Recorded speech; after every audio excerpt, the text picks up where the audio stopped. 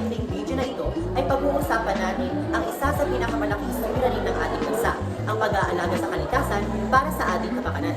Tapon dito, tapon doon, putol dito, putol doon. Pero bakit nga ba napakababayan ng mga Pilipino sa ating kalikasan? Ang mga ilog na parang salamin ay misdula ng imbakan ng basura. Samantalang ang presko na hangin noon ay napalitan na ng maalinsangan na panahon. Maraming pwedeng gawin upang ito ay maagapan. Kagaya ng pagtatapon ng basura sa tamang basurahan. Mahalaga rin na bago magputol ng puno ay isipin ang magiging kaakibat nito. Isa-isip ang #alaga. Alamin ng mabuti ang bawat hakbang. Laging isaisip kung makakasama o makabubuti. Alalahanin ang kapakanan ng lahat. Gabayan ng walang alam at ang lahat ay magiging maayos. Yun lamang.